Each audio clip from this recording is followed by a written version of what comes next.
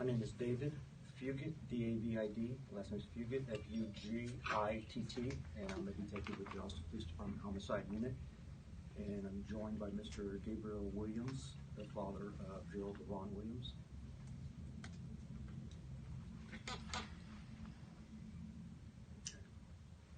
So I greatly appreciate everyone being here today. It's investigations that are unresolved that weigh the heaviest on investigators. We dedicate our careers to see that justice is served not only for the victims of these cases, but also for the surviving family members as well. This week actually marks the 3-year anniversary of the homicide of Mr. Williams.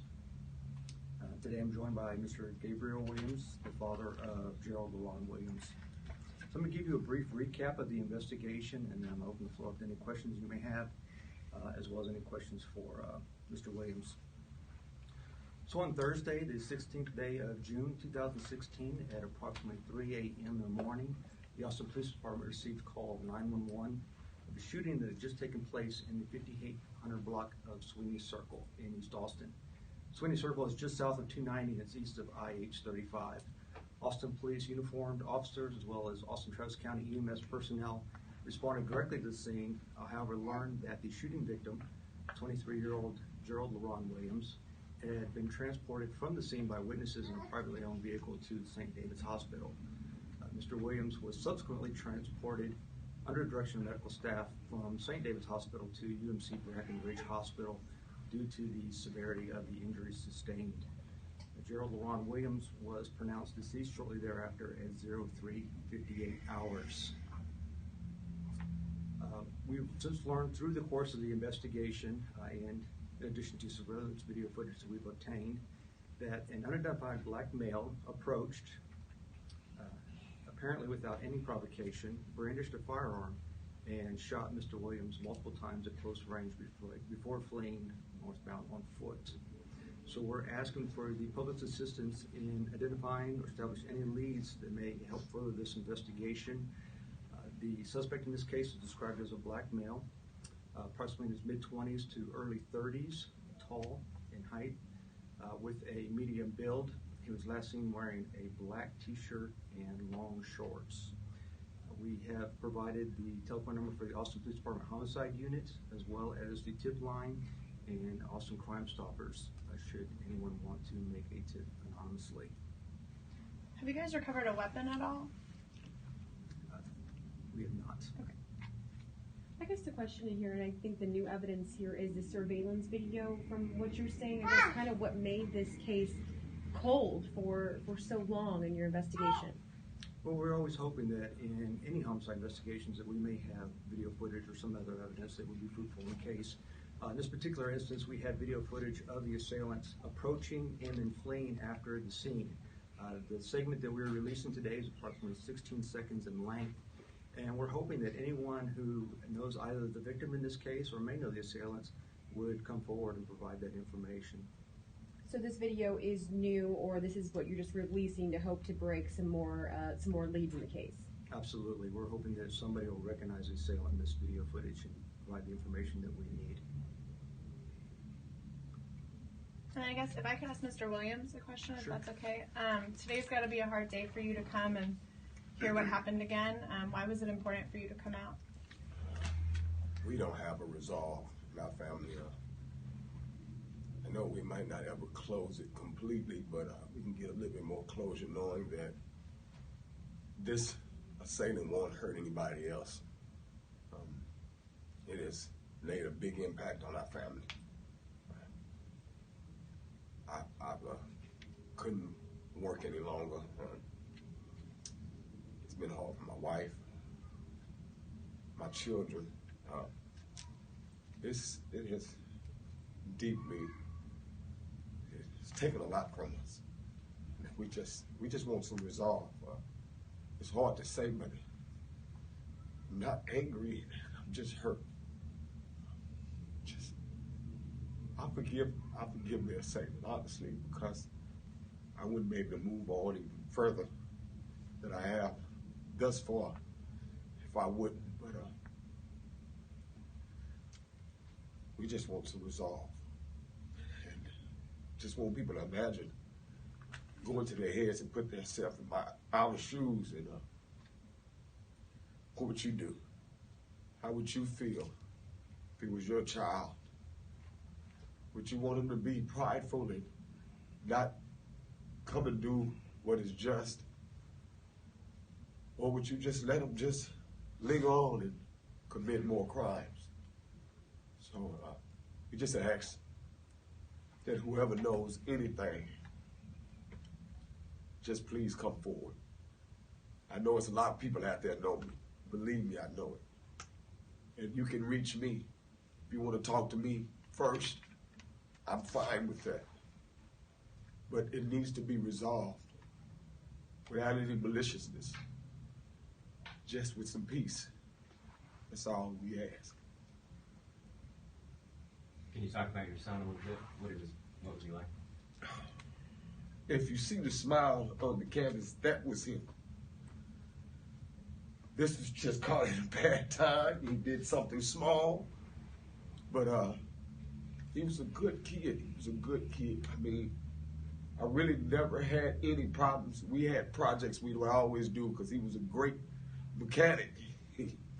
We would do projects, and we actually did some work on one of our old vehicles, and he actually beat me to the punch and came over and helped me.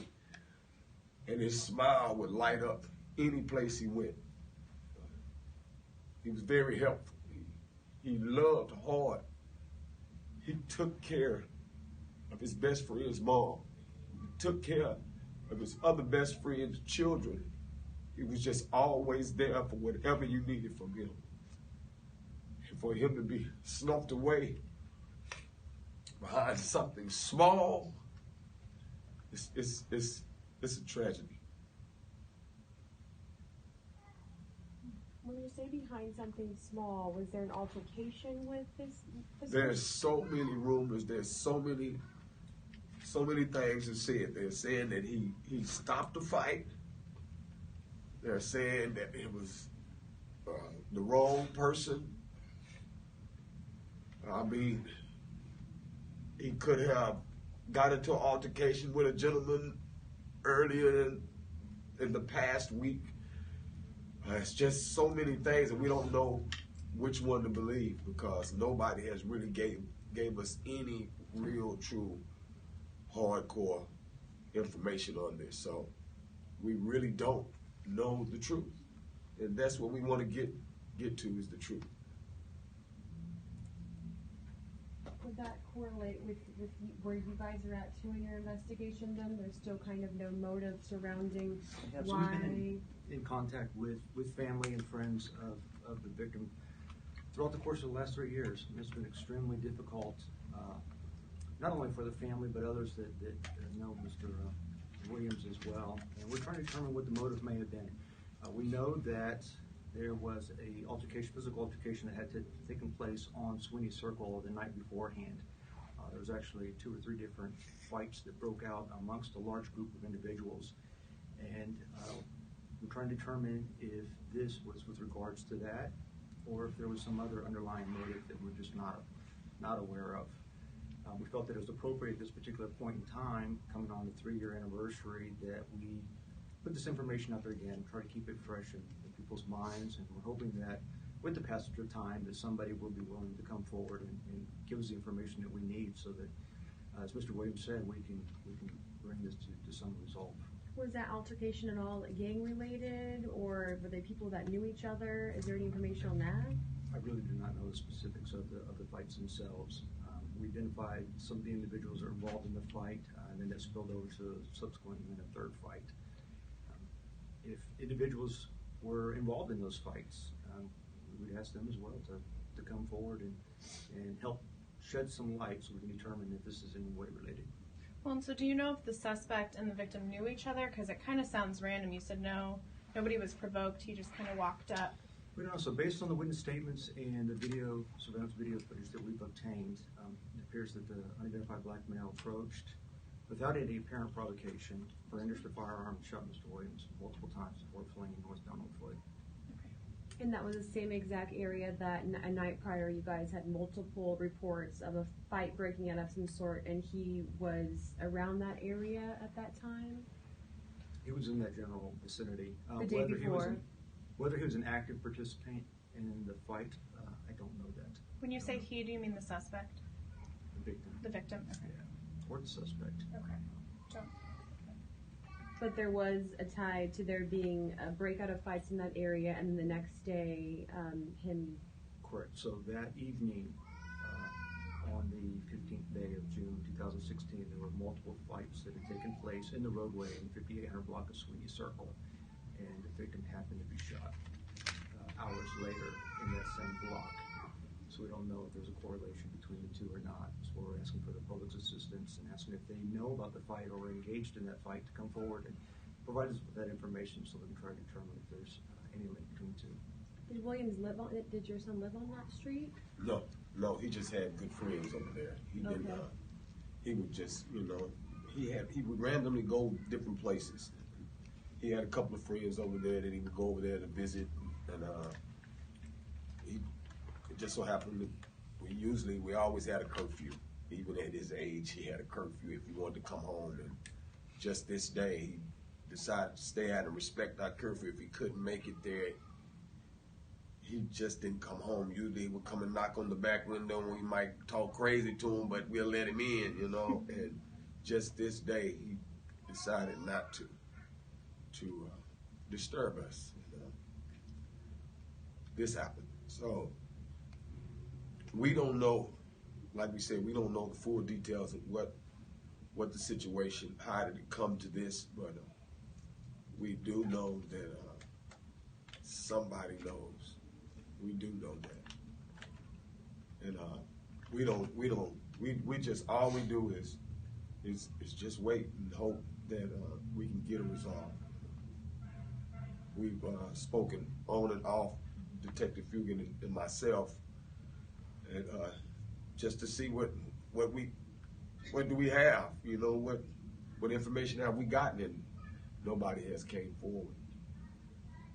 I know that there's a $1,000 reward right now, so hopefully that'll kind of inspire others to do what is just. But that area is a great challenge for people to come forward because of the scrutiny they may get from the rest of the people over there. So I kind of know that area. I know what these guys and these folks are about over there. So it's a challenge for them to really come over because of they don't understand the nature of doing what is right and snitching. So they got those mixed up in this situation right now. So hopefully they can get a better understanding of what's the difference between doing what's right and snitching, because this is not snitching. This is just doing what is right for the greater good of all of us.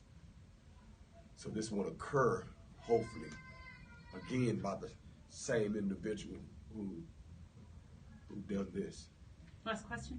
What was your son's curfew that night? What time was he supposed to be home? Generally, we close our house up about 12-ish, 1 o'clock. On weekends, we kind of extend it a little bit longer. Because he was living at home with you guys? Yes. Okay. And what area of Austin? Sorry. We were by the Springdale Shopping Center. Springdale Shopping Center. Okay. In the northeast area. So we was literally, I'd say, about 2 miles from where this occurred. So. And from your understanding, he went out that night just to go visit some friends in that area that night? He did it all the time. He would go out. He would go make his errands. He go visit with his brother. He called him his brother because his mom was ill, and when his friend was at work, he would go over there and make sure she's okay and take care of her, feed her, and make sure she's got everything. And then he would go over to another friend's house and he'll sit there so they can go run their errands, and then he'll go do his leisure activities. So he would make sure that he would take care of others before he took care of what he wanted to do. Thanks, y'all.